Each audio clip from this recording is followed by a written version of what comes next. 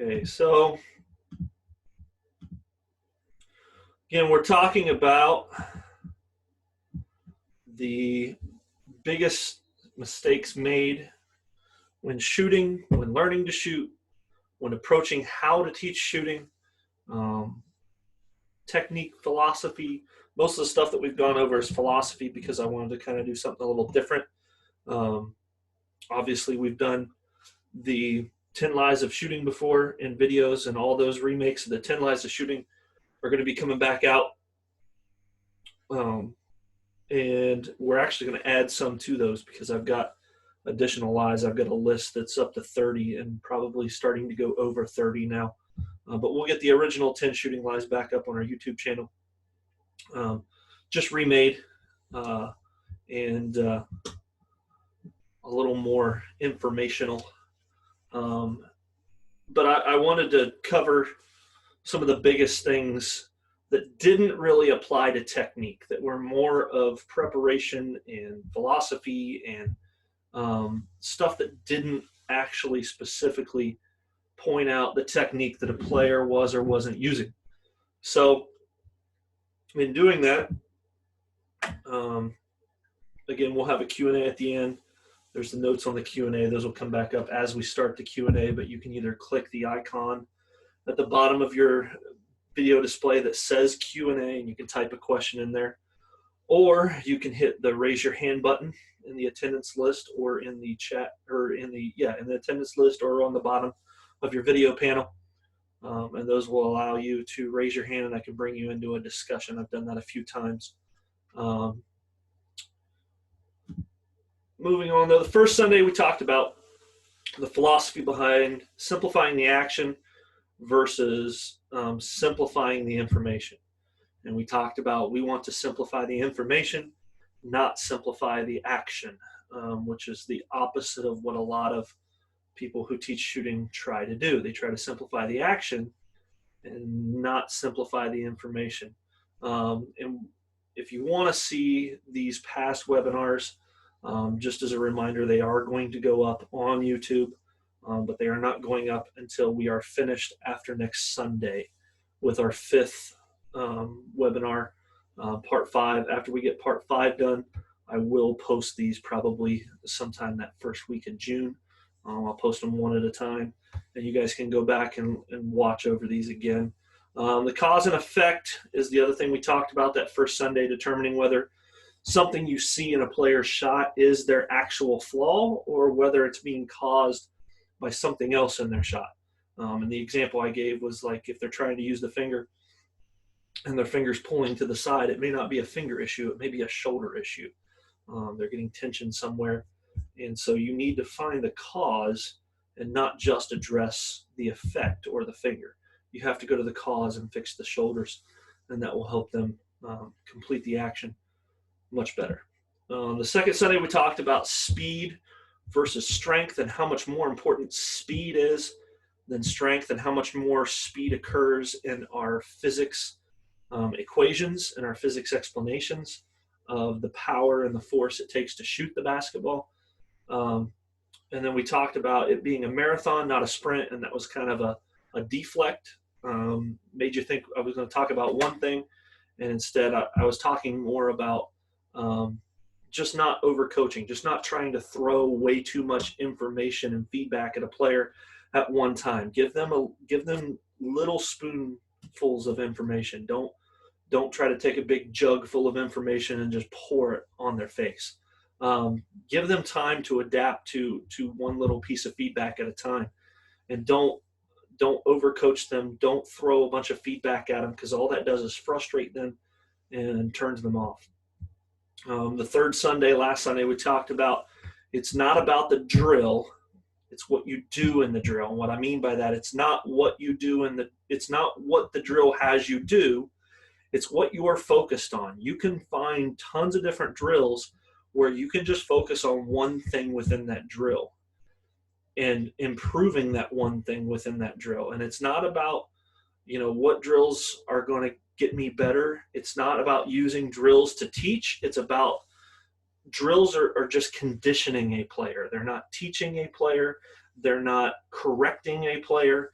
they are doing the conditioning. They are getting the player to be able to take what we've taught them and adjust that to a game situation and how they're going to use it in actual practice in a game. And then we talked about confidence being a result. It is not part of the process. So we need to find ways as coaches to instill confidence in our players. We need to find ways as coaches to give the players that maybe don't have as much confidence, to find ways to give them confidence. And confidence just doesn't come from us coaches. It also comes from their teammates. So being positive and learning how to get your other players or your players' teammates to also instill confidence in them, and finding those leaders within your team and grooming those leaders within your team to be better leaders is going to give all the other players around them more and more confidence. They obviously, wearing the Bulls uniform, they kind of talked about that a little bit and about Jordan's strategy for instilling confidence in his player. And it was kind of a backwards approach where he would literally throw everything at them, insults. He was very verbal with them. He would test them in very tough, harsh ways just to see if they could rise above it and perform. And that was just the way he approached things. That was just his mentality.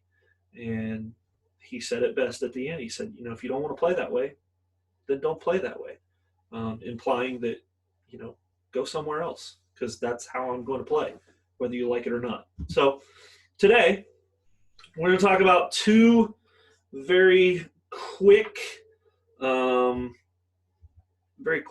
easy techniques, very quick, easy shots. Most of you coaches would call those bunnies.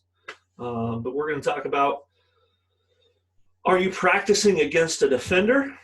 In other words, are you getting the player shooting looks in a practice where they're getting used to having someone standing right there beside them, or they're getting used to shooting over a contesting hand, or they're just getting used to shooting under pressure? Because one of the biggest things that happens from practice to a game is you see percentages take a huge drop because a lot of players just aren't used to shooting with a hand in their face. They aren't used to shooting with a defender closing out on them. They aren't used to shooting with, in traffic, or with someone standing very close to them, very proximal to them, and getting used to just ignoring those things.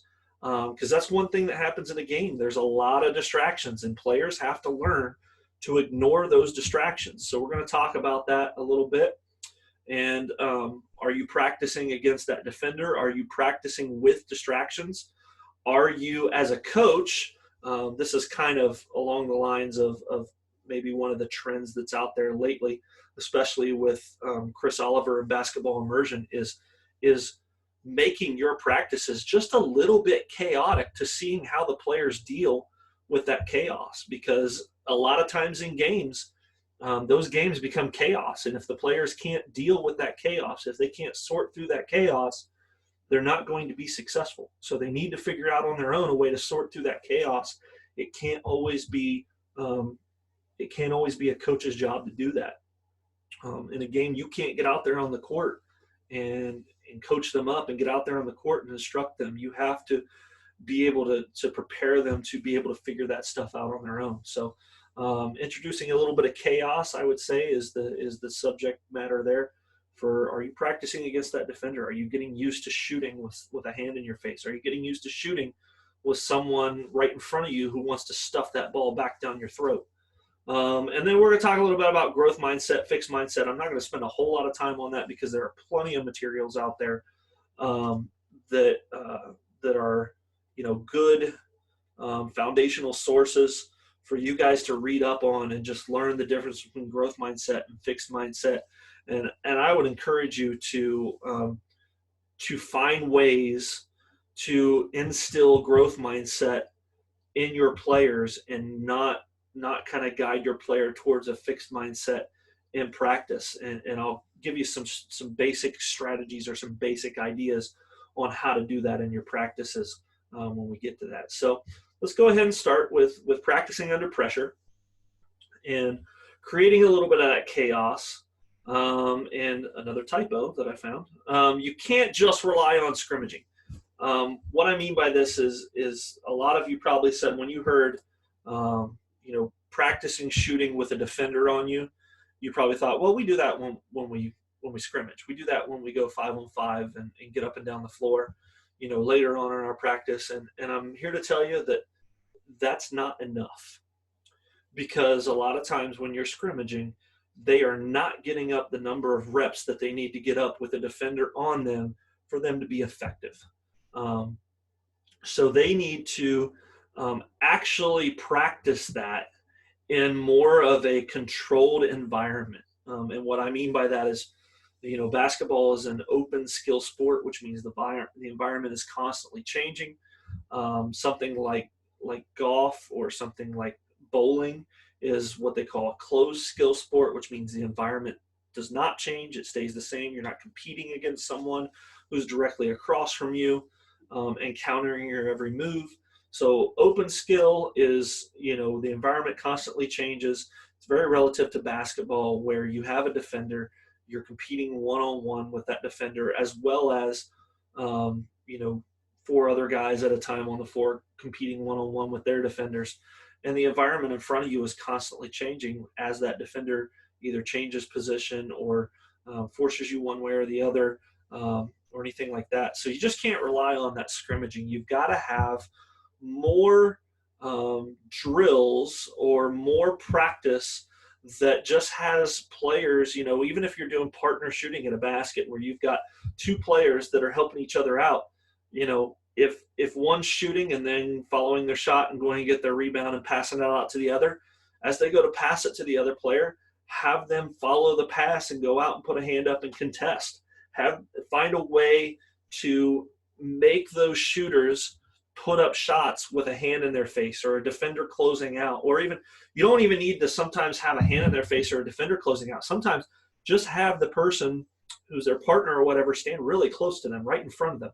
They don't even need to put their hands up, just, less than arm's length away and standing there, and you get the shooter to jump up and shoot over them with that person right in front of them. And little things like that for inexperienced players can affect their vision, and it can really distract them. So it's just getting players used to having those distractions in their surroundings, and kind of getting them used to a more chaotic scene or a more chaotic environment, and having a hand in their face or having someone contest their shot, having someone jump to try and block their shot, or even having someone just standing close to them so that they can get used to those distractions and learn to not focus on them as much.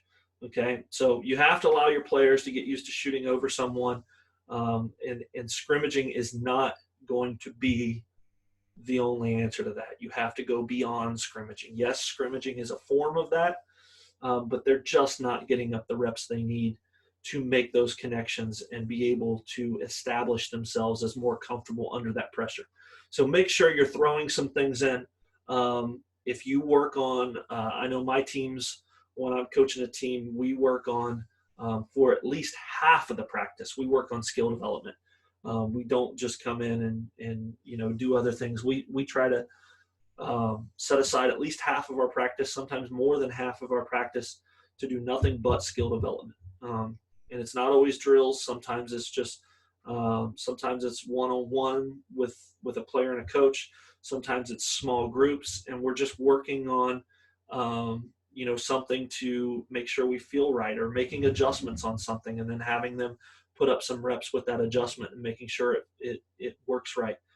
So in your skill development, find ways to throw little things at them that are going to get them used to shooting with a contested shot, or shooting with a hand in their face, or shooting with a player trying to block them, or shooting with someone standing very, very close to them and almost putting pressure on them and kind of creating distractions.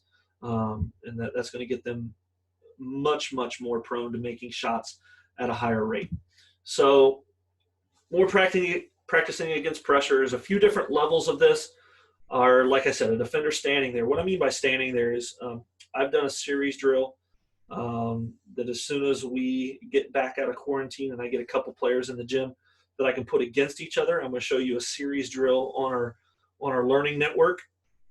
I'll put a series drill up on there in our workout section that has a defender just literally standing there as a dummy defender, whether their hands are out or down or up, just standing, not even full arm's length from the shooter. And while they're standing there, the shooter's just got to shoot over top of them. And you'd be surprised at how much just somebody standing there can cause a player to rush their shot.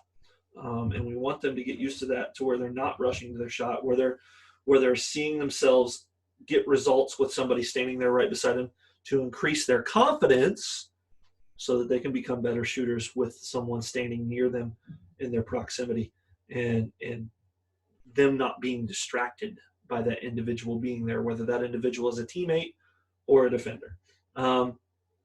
Then you have the defender just kind of running out with their hand up. The shooter knows that they're not going to try to block the shot, but they're just running out with a hand up. So they learn to ignore that. They learn to, I gotta just focus on my shot. I know they're not running out to block me, but it just, the visual is still there. They still see it coming, even though they know that player is not going to block their shot. And they have to get over the fact that they may rush their shot because of that.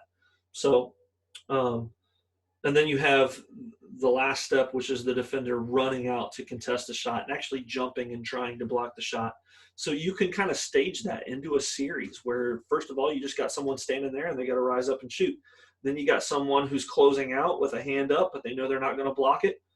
Make that your second series, and then make your third series a defender. It's full go. You're live one-on-one, and you do not give this player the option to shot fake, pull down, and drive, because you want them to be able to catch and get their shot off quickly and release quickly while that defender is coming out at them. And the ones that are scared. The ones that are scared are the ones that are going to shot fake and automatically try to pull that down and take a dribble and create some space and go up. No, get them used to, pulling up and shooting with that player closing out, and get them used to that visual. And then we can work on making good reads later. So this is also a way, might I add, to instill competition into your skill development time, because that ups the level of learning, that ups the level of players enjoying what they're doing, and it really kind of brings the attention back to what's really going on and what you're supposed to focus on. If you make it a competition, to where I have one where I have the player's partner, you have the player with the ball standing on the baseline, you have the player's partner standing without the ball out on the elbow, and the player with the ball is at the bottom of the lane line on the baseline, getting ready to pass it out to their partner. And as they go to pass it, they can take off running as they go to pass it, and they're taking off running to try to block that shot. And if the player shooting misses the shot, then no points are awarded. If the player shooting makes the shot with the player running out and jumping and try to block it, then you give the player shooting a point. If the player shooting gets their shot blocked by the player running out to block the shot, then the player shooting goes -1. So, and you make it a competition. You get your whole team together. You've got 8 guys at one basket, 8 guys at another basket, or 6 guys at one basket, 6 guys at another basket. I know most varsity teams carry about 12 players. So you can go 6 at one basket, 6 at the other basket, and you just have 3 on the baseline with a ball, 3 on the free throw line or elbow without a ball that are the shooters. And you do that on both sides of the court, and you just have a competition. Get them going and say, okay, first 1 to 7 points wins. And every time they make a shot, they get 1 point. Every time they get blocked, they get -1 point. And it's just the first player to hit 7. And so go through stuff like that where you can find little ways like that to make things a competition and engage them. And engaging them will increase that improvement and that awareness dramatically. Don't let them goof around. Keep it serious. Keep it so that they're really competing and not just screwing around. But if they're truly competing and they're focusing on getting their players better and not cheating the shooter and actually making it, competing the way they should, where they're timing everything up and they're getting out there and trying to block the shot, and your players are focused on what they're supposed to be focused on as shooters, where they're ignoring that player coming. They're just catching and getting into their shot as quickly as possible. They're going to get some good learning out of that. They're going to get some good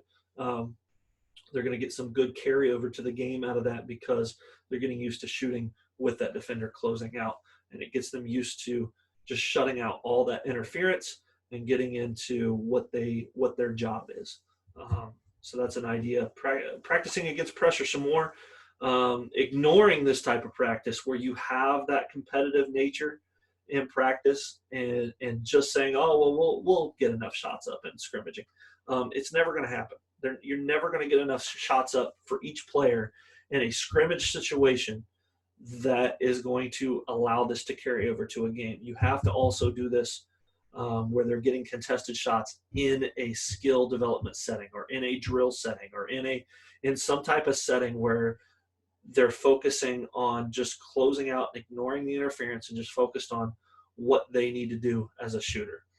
So ignoring this type of practice, ignoring that practicing against pressure, will cause a huge dramatic drop in your shooting percentages during games. And even in practice, from the skill development side to the scrimmage side. If you don't use the principles in that scrimmage where you have players getting contested, you're still going to see a huge drop in percentages from the skill development side to the scrimmage side. But getting them used to being closed out on, that will dramatically increase their shooting percentage, not just from practice to scrimmage, but from scrimmage to game as well. And it'll help them maintain a more consistent number. So that's kind of the gist there under practicing under pressure. Just make sure you're finding ways, like I gave an example with that drill. You've got 3 guys on the baseline with a ball. You've got 3 guys on the free throw line without a ball. And I always tell the passers, to give you an example of not cheating the shooter, I always tell the passers, put 1 foot on the baseline, and you're not allowed to lift that foot until the ball's out of your hand, because otherwise you're going to have people like taking off running and just kind of floating a very soft pass out there so that they can catch up to the shooter and block them. Tell them, you got to pass a regular game-like pass, and you got to keep your back foot on the baseline until that ball's out of your hand, and then take off. They can time it up to where back foot's on the line, and as soon as they feel that ball out of their hand, they're kind of leaning into it, and then they can pick up their foot and go. And they're getting out there and running and contesting the shot, and I found that that's pretty good timing. And then what you do is, if that's for mid-range, if they're shooting mid-range, put the defender on the baseline. If they're shooting threes, move the defender up to the big block. So they have to have a foot on the big block, passing the ball out towards the top of the key or top of the lane line or something like that, where their foot has to be on the big block or in the paint until they release that ball and take off after the shooter, so that you're giving yourself plenty of time. I wouldn't still keep them if they stay on the baseline, you move your shooters back to the 3-point line, they're going to have way too much time to get that shot off. So make it a little more realistic. Give the defenders an advantage or a disadvantage, however you see fit. You can play with those start lines and finish lines all you want, but just don't be afraid to play with those drills a little bit and change them up and add things to them or take things away to make them more difficult, more challenging, or simpler. And find a way to get those players learning to be contested in their shots in practice outside of a scrimmage setting. So moving on to growth mindset versus fixed mindset. If you haven't heard of these, you need to do a lot of reading and a lot of research. I sent out, and if you email me, I can send you these emails. I have all of our past emails. I've sent out several emails on growth versus fixed mindset.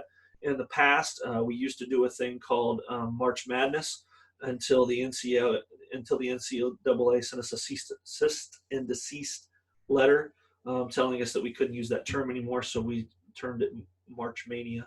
But I put out several emails just focusing on the difference between the growth mindset and the fixed mindset, and why we want to instill the growth mindset into our players so much more. The growth mindset is along the lines of creating a lifelong learner.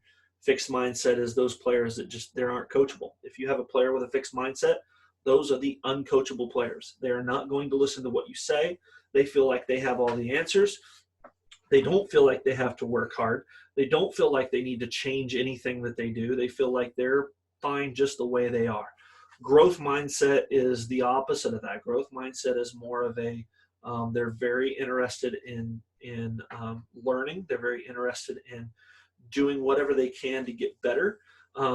So what we need to do is promote these and condition our players to have this growth mindset. And there are things that we can do by this. One way is to just ask them questions and see what their responses are. You're going to get very simple, non-thoughtful responses from fixed mindset people. You're also going to get very deflecting responses, I guess you could describe them as. You're going to get very very careless responses by fixed mindset players, where they're just kind of brushing it off. They're not really putting much thought into it. They're not considering what question you're asking. So asking questions is a good way to figure out who your growth mindset players are versus your fixed mindset players. Your coachable players are going to have more of a growth mindset, and they're going to be the ones that when you ask those questions, they're much more thoughtful in how they respond. And that's the kind of mindset that you want coming from your players, is to have that more growth mindset, to have that more thoughtful response. And those questions are kind of a way to help engage you in conversation with your players, because when you're in practice, this should not be we should have, as coaches, we should have a growth mindset as well. If we're not asking questions and engaging players in practice, in conversation, where you're asking them a question so they can give you feedback, and they're also asking you a question so you can give them feedback, the communication has to go both ways. Coaches take a lot of cues off, the other way around. Players take a lot of cues off of their coaches. So if you look around, and I'm going to try not to offend anybody with this statement, but the truth is the truth. If you look around the gym and you look at your players and you see a lot of fixed mindset players, one of two things is true. Either they're getting bad parenting at home, or you, the coach, has a fixed mindset, and your fixed mindset is wearing off on them. So that's something to consider.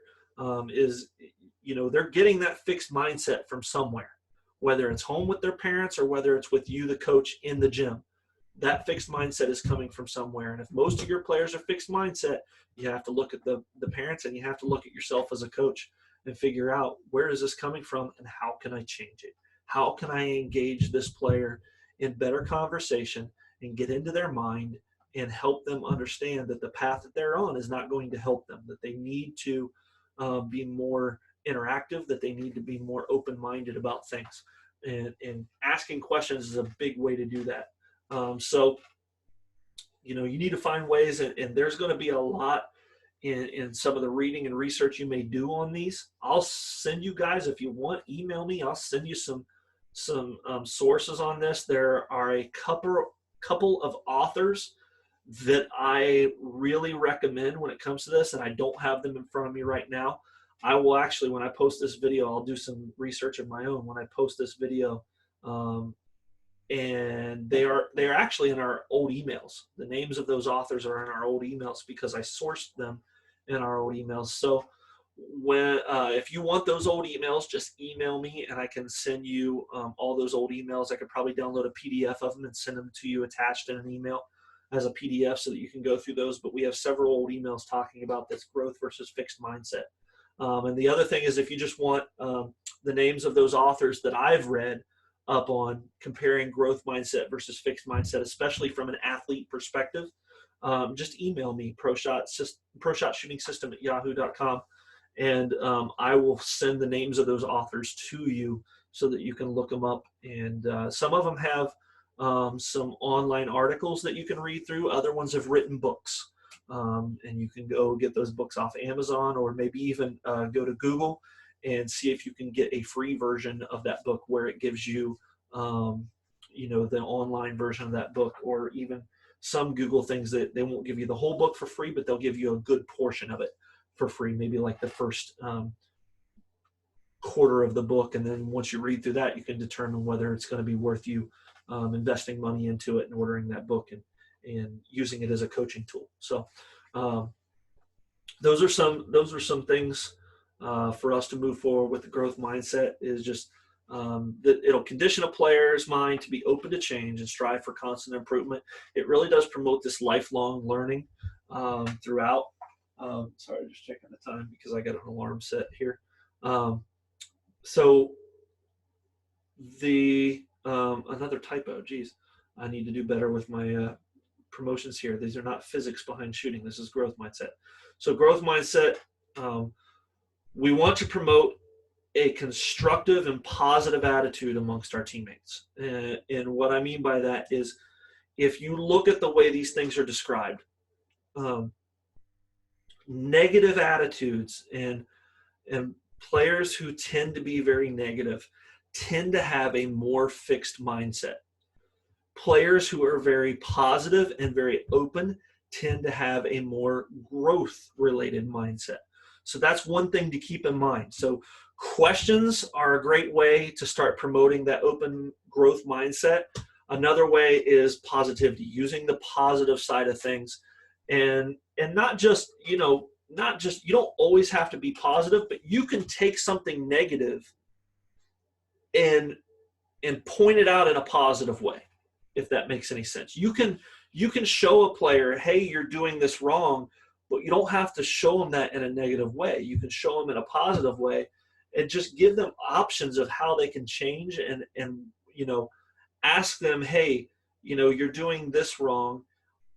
Are you doing that because it feels good? Are you doing that because it's what you were taught? Are you just find a way to strike up conversation, and that sounds like you're coming across with a more positive manner. I talked about the leaders versus the lions versus the zebras in one of our past webinars, and I talked about how those lions, those leaders, they just need mentoring, just striking up that conversation with them and having a back and forth between you and the player, and keeping it on this positive ground so that they maintain this growth mindset, and that when you're talking to them about this stuff, you're more of a mentor than a coach. You're not just barking out instructions, because those leaders, those lions, they don't need a bunch of instruction. They don't thrive on a bunch of instruction. They thrive on that mentorship. They thrive on that conversation. They thrive on that relationship with you, where they know that you, I would say, care about them, but it goes much deeper than that. They know that you're trying to get them better, and it's not just caring about them. It's also making sure that they're focused, and making sure that they know what's going on, and making sure that they're always looking at different ways that they can do things so that they can change for the better.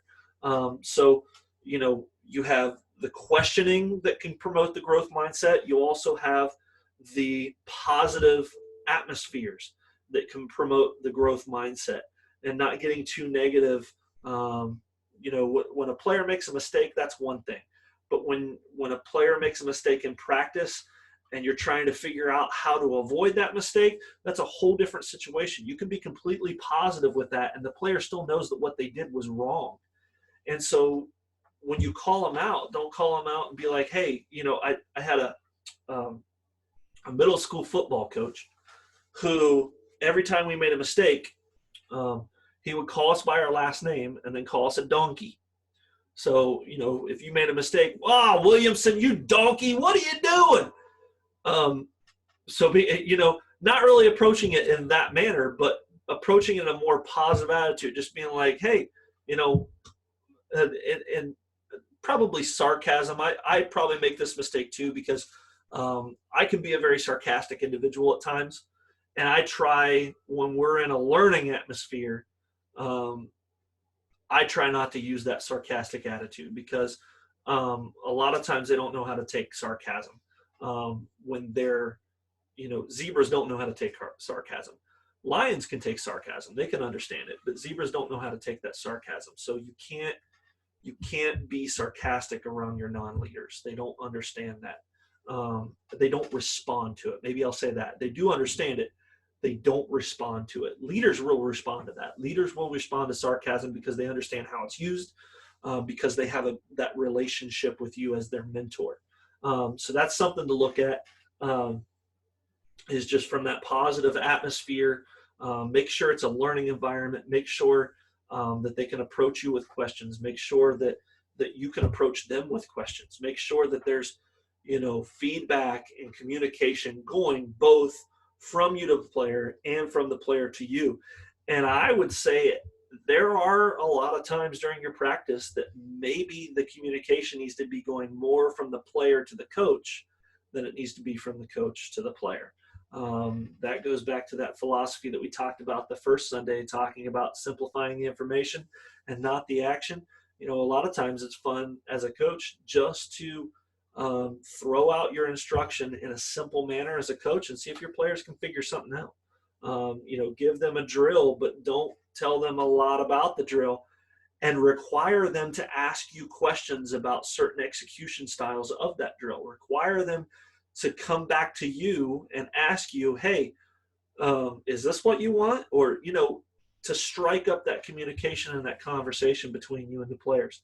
So that's a good way to look at things, is use the questions, use the positive learning atmosphere, create those conversations with your leaders and make it more of a mentorship thing, and promote players asking questions, promote players, no question is a dumb question. As a player, I know that when I was growing up, there were things that a coach would want me to do, and I'm kind of like, well, why?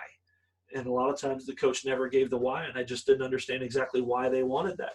Maybe, and a lot of times we get in trouble when we assume maybe the coach wanted what he said he wanted in one specific situation, and in other situations he wanted something different. I didn't know because he only gave me one instruction. So, as a player, just have an environment where your players are willing and open to ask you questions, where your players are willing and open to communicate with you. That's a big thing when it comes to promoting that growth mindset. So fixed mindset, players with these fixed mindsets, they're very closed off. They're very dismissive. They feel like they have all the answers. They feel like they don't need to change. They feel like they have what it takes to succeed. And they don't. They just don't. Whether they're a good player or not. And a lot of really good players that develop well early can fall into this trap of the fixed mindset where coaches just make it all about them. And, we're playing all around this player. A coach still needs to have a relationship with that best player so that best player understands that they need to be coachable as well. They need to be responsive as well. It's not all about them. They need to find a way to bring their teammates up to their level, and it's going to be much easier for that player. So don't let your players become closed off and dismissive. Always engage your best players in the conversation. Ask your best players questions. Make sure they're communicating with you. A player's jump shot is a very personal thing.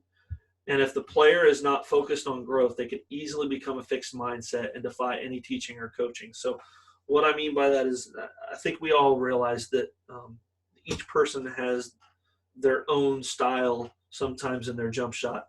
And these shots are very personal things. So when you go to a player and you're trying to change something in their shot, you're not just changing their shot, you're changing them. So keep in mind that when you're changing a player's shot, you need to communicate clearly to them why you're changing something, how you're going to change it, and what it is that you're going to change. Not just go to them and say, hey, you suck at this, let's do it this way instead. That's going to promote a very fixed mindset, because at that point they become very defensive and dismissive. and because that's attacking them personally. So we need to make it more of a conversation, and sometimes that's the best improvement that I've seen in players is when I just go to them and say, hey, how are you missing? And see how they respond.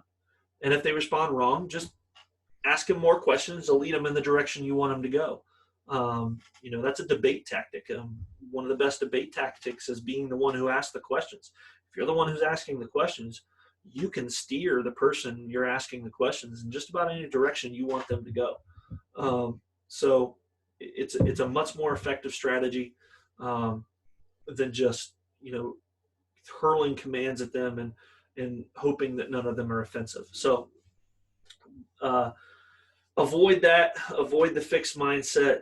Don't let the players feel like when you're changing things that they're being attacked. Instead, promote them to give you feedback. Promote the conversation between you and them so that they don't get pushed towards that fixed mindset, so that they're more focused on growing with you and improving with you and changing things with you so that it's more of a growth mindset. These growth mindsets, like I said before, it grooms the leaders. It helps bring a team together to achieve their goals. And a growth mindset can be pursued simply by the way a coach addresses their team and players. So again, questions, conversation, positive learning environments, giving them a little bit of chaos and seeing how they respond to it, and not being negative when they don't respond the way you want them to respond, but instead kind of helping them figure out a way to respond that's going to be more productive and efficient for them so that they can complete the task that you give them. Give them little clues here and there. Make it a puzzle for them to solve. Make it competitive. Those are other ways to promote that growth mindset, because that competitiveness that they're going to reach inside of themselves and try to figure out ways to beat whoever they're competing against. So just instilling that competitive nature sometimes can also help promote that growth mindset. So Q&A, let me get on my screen share here and we'll pop into Q&A. Again, you can go to the Q&A button, type in a question there, or you can raise your hand. See, Steve has his hand raised, so I will bring him in and allow him to talk, I hope. And I'll mute you here. That's my alarm. Steve, can you hear me? Yes. Okay. Yeah. Hey, real quick, that alarm means that I need to switch from this jersey, obviously, to it's 45 minutes past the hour. So obviously I need to change jerseys here. And then I'll let you get started with your question. Okay. Just trying to get everyone motivated for the last two episodes tonight. So go ahead. The question I would have is this, and my issues with teaching, working on shooting is when to do shooting during practice. I've always thought, well, I'm going to do it. I've gone different ways. Sometimes I thought I'll do it at the end of practice because I want them to practice when they're fatigued. But then I find a lot of times I will go over with the practice plan and then there's no time left for shooting at the end. I've done it at the beginning because then I know I will make sure I get it done. And then there's been other times when different other years where I've kind of split it up evenly through practice. If you had a 2-hour practice, most of our practices are in your 2 hours, how much time would you spend specifically on shooting and when would you do it? If I had a 2-hour practice, I would spend 1 hour on shooting. That's just my philosophy, and I feel like that's why the teams I had were as good at shooting as they were. We had, when I was coaching the JUCO team, we had 3-hour practices, and if we had a 3-hour practice, an hour and a half of that practice was shooting. And so to answer your question and kind of go a little more into detail, let me explain what I mean by that. You can work on multiple things at the same time. So here's what I would do. When I say work on shooting for half the practice, say there were other things that I needed to work on besides shooting. How I would do that is I would come into the practice and I would find drills that was a shooting drill, but it was a shooting drill that I could use in a way that I could also teach the other thing that we needed in that practice. Does that make sense? Right. Like, So I'm for sharing example, time. I'm combining time right, on something. I'm doing shooting drills while I'm working on something else within that shooting drill. So right. we would do, like, say we needed to work on something defensively. Uh, Oh, Several teams in our conference would run pick and roll stuff. So I'm going to come up with a shooting drill that is a shooting drill off of a pick and roll.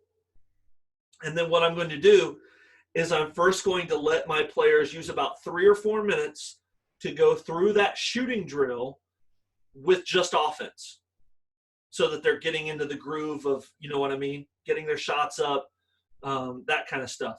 And then what I'm going to do is, after about 3 minutes or so, I'm going to step in, I'm going to pause them, and I'm going to bring on additional players and add a defense to that. And then that gives you a chance, and try to keep things brief, because once I got on the practice floor, I did not try to take a long time to talk about things. I would give, this goes back to the philosophy of simplifying the information. I would give very specific instruction on what I wanted done, and maybe take 30 seconds to give an explanation, and then let them go for about a minute and a half or 2 minutes and see if they figure it out. And if they don't figure it out, then you can give an additional minute of instruction, and then let them go for another minute and a half to 2 minutes and see if they still are unable to figure it out. And if they are, again, go back 30 seconds to a minute of instruction, because after 30 seconds to a minute, they're shutting you off. They don't care what you have to say. So, and that's college players, let alone high schoolers. They would shut me off after 30 seconds. So granted, it's a JUCO, okay, but still, relate that to the high school level. Yeah, you're going to be able to, rural kids have a much larger attention span than urban kids, because the urban kids always have all these stimuli around them because they live in a city. It's a lot more stimuli, a lot more distractions around them. The rural kids, not a lot of distractions around. So they're used to being able to focus on things for a little bit longer of a time period. But there's not a huge gap in that difference. Does that make sense? yes. So I would always find drills to shooting drills that would help me get a lot of shots up with my players, but at the same time, I can incorporate other types of teaching and other types of strategy and coaching within those shooting drills. Yeah. Yeah. Does that help? Yep. So like I said, we spent half of our practice time on shooting, but I could also teach other things while we were working on shooting, because the time that I had individually with them outside of practice was my time that I could help them individually on, this is what you're focused on. This is what you're focused on. And, I assume most high schools have multiple coaches. So what I would do is, while we're going through these drills, put one of your coaches on the offense and put the other coach on defense, and try to balance your coaching staff. Half your coaching staff is working on offense, half your coaching staff is working on defense. Or put the coaches that understand the shooting and the offensive side coaching the offense, and making sure that they're doing everything right with their shooting instruction, and making sure that they're focused on the right things in that drill. If you're doing live action stuff, like, and the reason I start you out without a defense is because without a defense, you can start looking at technique. And then once you add the defense, then you got to start looking at more detailed things like footwork, decision making, stuff like that, where to make sure they're making the right decisions on, is that a good shot, or should you have, maybe create a little more space, or should you have maybe used one more dribble to get to pull up and give yourself a better angle, or getting to your spots. That's another thing they talk a lot about in the NBA, and they need to talk more and more about it in college and high school, is having a player learn where their spots are, and a player learning to, within the offense, use a dribble or two just to get to what they call their spots. They're places that they're comfortable pulling up and shooting and can knock down those shots. So that's probably the best advice I could give on that is just, just because we're working on shooting doesn't mean we can't work on everything else as well while we're working on shooting.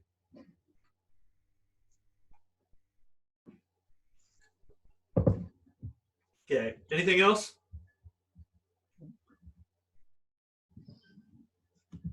I'll go ahead and go to our Q&A here. Got one in Q&A. Bob asked, any special suggestions for coaching your child? Yeah, I don't coach my child. No. I have actually told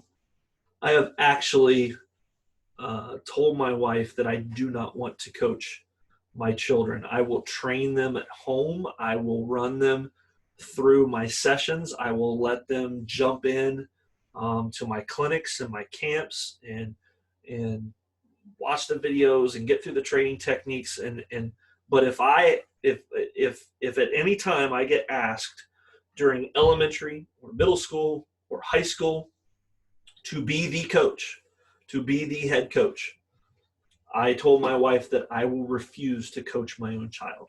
I will go to my assistant coach and I will say, you coach my kid, I'll coach every other kid. And because to me, and this is just me personally, if you want to coach your child, I'm not condemning that.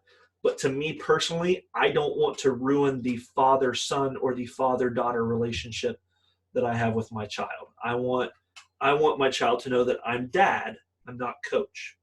And so I would coach through someone else. But for your situation, coaching your child, let me do something here and bring in not really an expert, but somebody that I've been talking a lot with. Where you at, Derek? I'm going to bring you in here. Hope you don't mind. Because I think what I've been talking about creating that relationship where you're able to discuss things back and forth with the player, I think that's so key and so important, especially when they're your own child. And it's hard. It's really hard not to get mixed up in the emotion of that. But we have to stay away from the emotion of that, because not only is that frustrating for us as the parent sometimes, but it's also frustrating for the player as well. So Derek, if you don't mind, I'm going to unmute you and bring you in here and just have you, in our conversations sometimes at night, I call Derek in the middle of the night because he's in California and I'm in Ohio. So I'll call him when it's like 2:00 in the morning, my time. And I know it's about 11 p.m. his time, and he's up, and we'll talk about things. And he just talks about, I'll kind of give you an intro to this, Derek, and then you can pick up from there if you don't mind. But just about how you, Derek, going and shooting with your son or going and working out with your son in the gym or outdoors during this quarantine, how has that changed since you have become more familiar with the system and your son has also become more familiar with the system, and you guys have been able together to study this and kind of bounce off ideas off of each other? How give them a better idea, because my oldest is 7 years old. I'm not there yet. I don't feel like I'm an expert yet to answer Bob's question about, they seem to take instruction even more personal than they do coached by others. It's because our relationship as a father and son, or our relationship as a father-daughter, or a mother-son, mother-daughter, is completely different than what you would have as a coach and a player. So just kind of talk to them about how you've seen your relationship kind of take swings and grow and all that stuff, and what maybe some things that you've used or some things that we've talked about that you use. Well, first of all, I've learned so much by talking to you, like literally pretty amazing. And first of all, I'm totally guilty of overcoaching. I mean, we all are. It's just. I will say this. I wasn't in the parent as a coach shoes, but I was in the brother as a coach shoes, because I coached my brother coming up through elementary school and middle school and high school. I was talked into, after I coached him in elementary school and middle school, once he hit middle school, I was actually asked by a lot of area coaches to start my own travel program. And my brother, my little brother, who's about 12 years, 11 or 12 years younger than me, was in that program coming up, and I had to coach him. So it was a difficult thing for me. That's about the closest I've been to that parent-child coaching relationship. And so what the stuff that I gave you were some strategies that I used when I was coaching my brother, even though it wasn't my child. It was, and it works a little better. I will say I thought it worked a little better when it was my brother, because we were competitive, and you have that sibling rivalry that can kind of come out. But I'm sure it's different when you have the son father, or the mother daughter, or the son daughter, or I'm sorry, the father daughter, the mother son type aspect of it. But go ahead. Um, and so I'll just give you a little bit of my background real quick. I think it'll help you understand kind of where I'm coming from. I got my degree in math, and that's one of the things I love about Coach Matt's and the Pro Shot is it's very precise. And to me, I mean, that's what it takes if you want to go from average to good, from good to great, great to elite. You have to be precise. And there's two things I learned from Coach, which are they're huge. One is, and you hear him talk about a lot, is cause and effect, and the other is the what, the why, and the how. And so, just with those two simple philosophies, it's totally framed how my conversations go with my son. And just to give you a little backdrop, my son's been playing since he's 10 up, and I stopped counting probably a year or two ago, and I'm not even exaggerating. That's why I told you I got my degree in math. I've probably been to over 1,500 of his games and practices. I mean, I literally probably been to 99% of his games and practices, and I have a total captive audience in the car, at the game, and on the way home in the car. And then another aside, just I know some of you don't hold this against me. I grew up in Boston, and when you grow up in Boston, you know, the Celtics are in your blood, the Patriots in your blood, the Red Sox in your blood, and just like, coaches from, you got Ohio State, or if you're Indiana, you're a Hoosier. It's just, you can't explain it. So anyway, the other thing is, and I'm not even exaggerating, is I've probably rebounded for my son 100,000 times. Makes easy. Yeah, I mean, I just know, because I mean, every once in a while when I track it, we'll make 250 threes, 100 free throws in an hour, and we shoot 5 or 6 days a week. The reason I'm telling you all that is that I probably did a lot of it wrong, or most of it wrong, until I started talking with Coach, and it's really changed a lot of things, because now I'm engaging in the conversations with my son. We're having conversations, and to be honest with you, like Coach was saying, how a lot of times the conversation should go from the player to the coach, and he'll say stuff to me, and I'm like, yeah, you're right, because I'm being stupid. But now we had the basis for the conversation. So now, because we have the same terminology and language, and whatever we're talking about, whether it's, offhand, ball to ball, turn, sway, we know what we're talking about. Even then, sometimes there's a lot of stuff that can slip through the cracks. And like Coach said, asking the questions, and then the what, the why, and the how. And so now, we're attacking shooting. Like, okay, every day we're thinking about shooting, going in, thinking about it beforehand, and then afterwards we're analyzing it and saying, okay, how did it go? What are we going to improve on? And every day I do this thing where I email it to my son, and I have it color coded, where I have it different colors, and what we're going to experiment or discover for that day, what our keys are always going to be for free throw shooting and 3-point shooting, and then just kind of like some basic stuff that we don't want to forget. And I usually email it to him about once a day.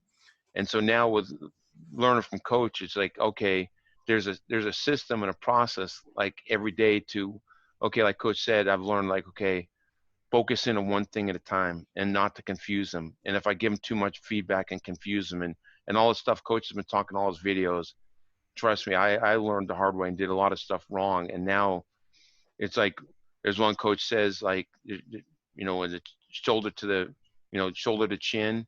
Well, the other one he gave me for my son is hip to basket. When you can learn, like coach said, that just the information and not the action, and then let the kid be his own player and let the kid be his own shooter. Like coach says, a shot's personal to a player.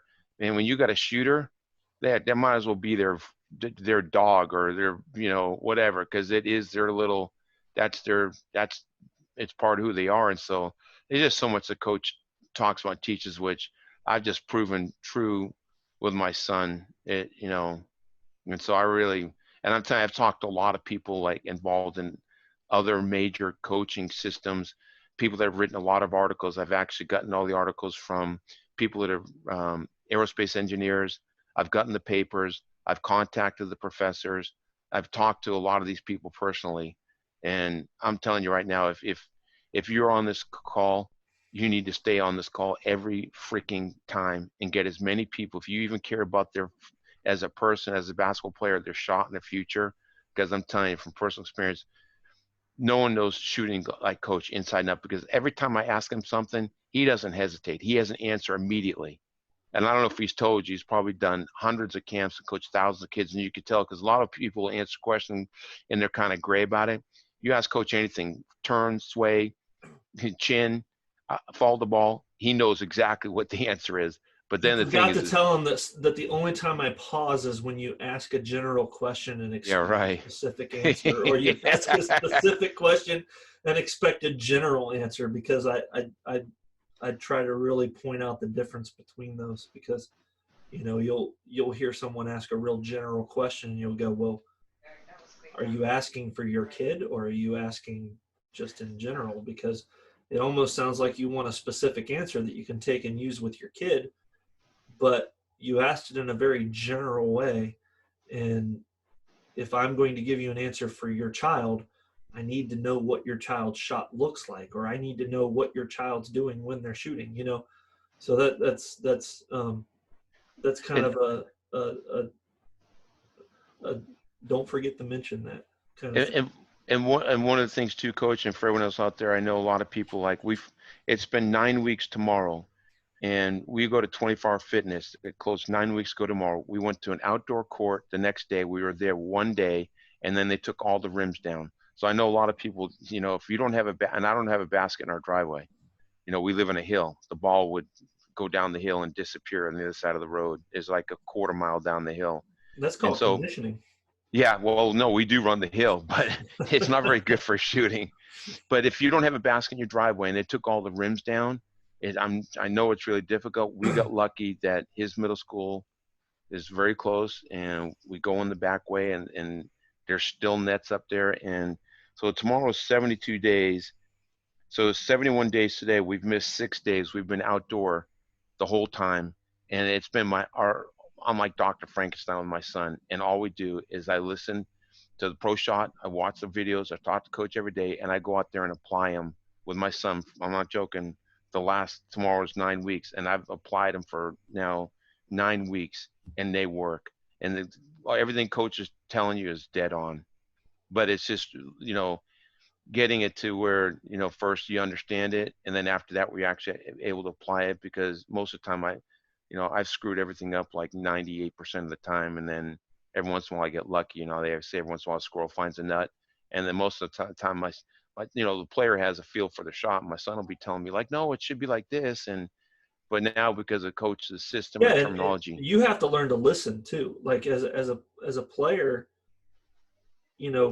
giving you specific feedback, even though it is your kid, and you may sometimes think they don't know what they're talking about, but listen to what they say, because they may give you a different perspective on maybe what they're feeling or what they're thinking, or you gotta get into their head and into their body and figure out what's going on with them. Are they feeling really insecure about what they're doing, or are they pretty comfortable with what they're doing, or um and I would say, don't step back and Bob, don't step back and feel like your kid's not getting better if they're not making the majority of their shots. I always I always point to how do they miss. And I sometimes feel success if I'm coaching any player, not just my kid, but if I'm coaching any player and they were missing short all the time, and then I change something and now they're missing right, and they're not missing short anymore, something you did may have worked because they're not missing the direction that they were missing anymore. Now you just got to figure out why they were missing right. And to me, that's a completely different thing, because short is more lower body. It's a power thing. And now if they're missing right, then that's an accuracy thing. So that kind of goes a whole nother way and a whole nother subject where it's like, every little thing that you change can cause other things to change as well. It's it's a chain reaction sometimes where you may change something and fix one thing, but you created another problem somewhere else, and you just got to find the solution for that problem too. So, Derek, you're going to be my guinea pig, so that by the time my son gets to middle school and high school, I'll have learned everything about what not to do from you. Oh, okay? I'm the master of how to do it wrong. So trust me. But yeah, I'll take Derek off here, and I think Bob, couple suggestions that I could give from a general standpoint. By the way, if you don't mind, go to the chat if you know how to get to the chat, and just type in what age group your child is, and then maybe I could give you some better specific insight. If you don't mind doing that in chat. But a couple things I thought of while I was sitting here listening to Derek was, if you're going to be coaching your kid, try to encourage or provoke them to study or understand our system or the stuff that you're talking about at the same level that you do. Try to teach them what's going on in your mind and being open with them about how you're evaluating it, so that they can see how you evaluate it and compare whether you both are evaluating it in the same way. Because I've run into instances where even me working with a player that wasn't my kid, we were evaluating their shot in two different ways. And so then you can start to share, like, well, here's what I see. What do you see? Or what do you feel? And just that's a way to create that conversation. I think the conversation is huge when it comes to that. And just sometimes when you're a parent, you can get into that parent mode where you're just giving your kid, do this, do that, kind of like clean your room, make your bed, brush your teeth, put your shoes on the right feet. I'm dealing with a 5-year-old, my daughter, that's my middle child. She still has trouble figuring out which shoe goes on which foot. So, you can't get into that parent mode, I think, sometimes, where you're just barking out instruction. You've got to, as a parent, make it more of a conversation than a one-sided, just giving them instruction, telling them do this, do this, do this, do this, do this. Find out what's going on in their head too. That's one thing that I thought of. The other thing that I thought of was,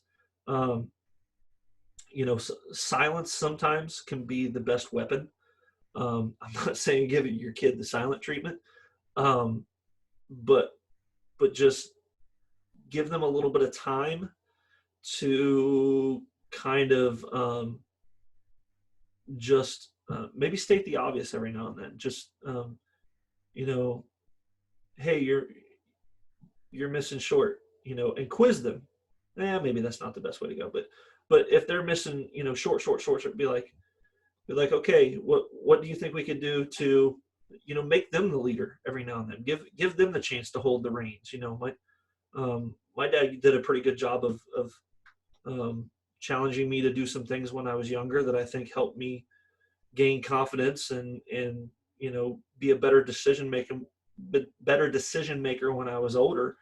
Is that he would take me out to my grandparents' farm when I was about the age of your kid, about 10 or 11 years old. And, we're out on a farm and he would just give me the keys to the truck and be like, drive the truck over there and load some stuff in the back of it. And I'm going, I'm 10 years old and you want me to drive a truck?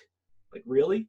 But when you're shooting, just let your kid kind of hold the reins every now and then by just rebounding and just kind of taking things in, and enjoy, as a parent, enjoy that time being with them. And then maybe every 4 or 5 minutes just say, hey, have you noticed what direction you're missing? Maybe don't give them instruction, don't give them commands, ask them questions and be like, hey, you know what direction you're missing?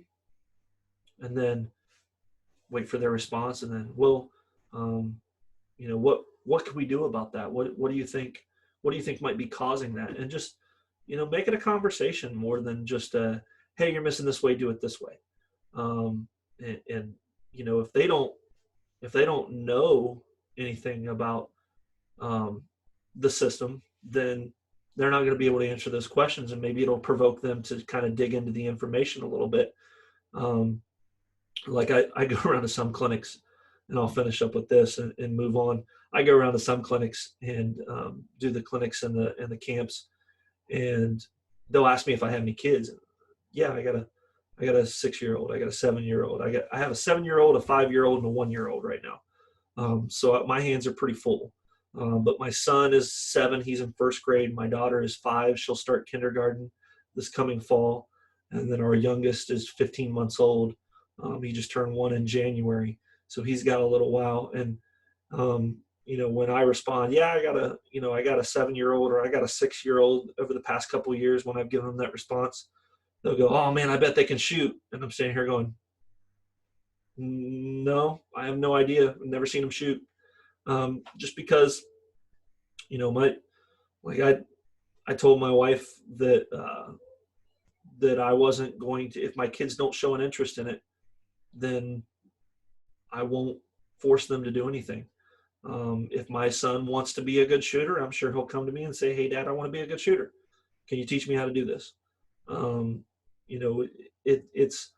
It kind of goes back to that old adage, when the student is ready, the teacher will appear. And so, if I think sometimes the best thing you can do as a parent, just be there, just rebound, just keep feeding them the ball, and ask them a question every now and then that kind of can spark a thought or jog a memory or create conversation. And I think the best thing you can do is just to create that conversation, because, like you said, sometimes they take instruction more personally because we're their parent. And I will tell you this: I've seen it a lot. A lot of kids think that their parents know nothing about anything, so they're not going to listen to them whether they know everything or nothing about it. They've already made up their mind. That's my dad. He's not a shooting coach. And my son may say that in about 4 or 5 years, if he starts asking me to work with him, I may start to teach him, and he may go, your dad, you're not a professional shooting coach to me, you're dad to me. And so that's why it becomes more personal to them. But I think the best thing to do as a parent, to wrap it up, Bob, is just be there. Just be there and ask them questions to try to lead them to certain solutions. But value your relationship with them as a father-child relationship much more than a coach-player. Because I will say this, I see this a lot more on the women's side of the game, is that we have had a few girls come up through our women's program that we have, and I help a AAU team that the program started in 1985, and Katie Smith, who is from Southeast Ohio, she's from Logan, played in the WNBA for years. She's got a gold medal. I think she's actually got a couple gold medals, and she's got a couple of WNBA championships. She played for Ohio State. Katie Smith was one of the first players for this program, and I say we because me and the director of this program have seen time and time and time again a girl who played under their parent for 4, 5, 6, 7 years growing up, even up through elementary school and middle school, and they'll either get to high school and have a coach who's not their parent, and they will completely break down, and they don't know how to respond to a coach who isn't their parent. Well, that can also be flipped. If you have a child who is used to that parent-child relationship, and all of a sudden you start to try to coach them, they may not know how to respond to that. They may not know how to respond to that parent or that coach-child relationship rather than a parent-child relationship. So that's a real tricky one. And the best advice I can give you is just enjoy being there, enjoy rebounding for them, give them some time to figure things out on themselves, and every now and then just kind of throw out a question to them that you want to lead them towards the answer to. And sometimes the best instruction is not giving instruction. I know that sounds really crazy, but it works. Trust me, it really does work. Just ask some questions and try to help them figure it out on their own. Don't bark commands at them all the time. Just ask them questions and try to be more their mentor than their coach. And if you have any questions about that, we can speak about it. You guys know I'm a night owl. I'm up pretty late. Derek knows this. Derek calls me sometimes. And so my phone number, my cell phone number, I just posted it in the chat. After we get off here, if anybody wants to talk about anything or has any questions that they want to chat about in private, I'm more than available to you guys. Just give me a call at the 740-541-3481 number. I need to edit that out for YouTube because I don't want everyone on there to have my number. I'm going to get prank calls all the time. But Bob, I hope that helps. I hope that answers your question. Jim asked, do you have a standard that you use to define what is a good shot for a player? Yes. So I want to see players taking good shots, as in, is that a shot they practice on a regular basis? Is that a shot that they make regularly in practice? As well as players need to understand time and score. And what I mean by that is, now this is hard coming from a shooting coach, because as a team coach, sometimes I have a little different approach as a team coach than I do as a shooting coach. I'll give you an example is, if you're, say there's a minute and a half left on the clock and you are up by 5 and you have the ball and you're not being really highly pressured around the perimeter. I was coaching my girls AAU team, and I told them from the beginning, all we're focused on is about making improvements, getting better. I'm not going to sit and harp on you on the things that I would harp on a college team for. I'm not going to sit and coach you like you're my high school team in a tournament situation. What we're going to do is just work on getting better. And so we had a girl take a shot where the ball was put on one side of the floor. We were up by 4 or 5 points. Ball was on one side of the floor. It was reversed all the way to her side of the floor. Normally she's a pretty good shooter, but this is, about a minute and a half left in the game. We're up by 4 or 5. I could tell she was a little fatigued, and she takes the 3-point shot and misses. And the other team goes down and scores, and then we come right back down again. We run the play, 15, 20 seconds go off the clock. Ball's reversed to her again. She takes the shot again and misses again. And I think the guy that was on the bench with me was waiting for me to say something to her about, hey, that's not a good shot. But I did not take that approach. I said, no, that's a good shot because you normally hit that shot. Right now you're a little fatigued. So we talked about it afterwards. And I said, I'm not going to hold that against you. I said, I think it was a good shot because you normally make those shots. I said, but you may have coaches in the future. And I said, especially when you get to college, you're going to have that college coach who, when you shoot that, they're going to be all over you, especially if there was like 12 to 15 seconds still left on the shot clock. So I always, when you define what a good shot is for a player, the first thing you have to look at is that a good shot at any time, no matter what the time and score is. The first thing the player has to graduate is, was that a good shot for that player at any time? And then the second question you have to answer is, was that a good shot for that player given the time on the clock and the score? So those are kind of the two steps you got to go through. I was a referee. I've been an official since my freshman year in college. And that's kind of the process that I go to for, you'll hear officials say one of the hardest calls to make in the game is a block charge call. And I have kind of a similar process that I go through for a block charge call. And it's a process similar to that. With the shooter, is that a shot that you trust that shooter to make, and they're good at that shot?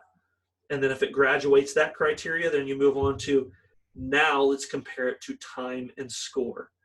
Because when you're judging on good shot, bad shot, is it a time and score? A good example of the NBA would be Steve Kerr, I think, made a comment one time about this crazy shot that Steph Curry took where he was like 35 feet from the basket. And, there were still like probably 13, 14, 15 seconds on the shot clock. And Steph just lets this 35-footer fly. And Steve Kerr kind of set back. I think they asked a question about it in postgame, and Steve Kerr kind of set back. He made the shot, by the way. Steve Kerr kind of set back and went, for anyone else to shoot that shot, I would say that's a bad shot, but that was Steph Curry. I can't say that's a bad shot when Steph Curry was shooting it. And so I use that same approach for, my block charge decisions when I'm officiating a game. The first thing you always got to look at is, was that defender legal? Did that defender, from a standpoint of the law that governs the game, did they establish what's called LPG or LGP? They call it LGP, which stands for legal guarding position. That's a term used among officials. And so they'll say, was that defensive player, had they established LGP? Were they a legal guarding position?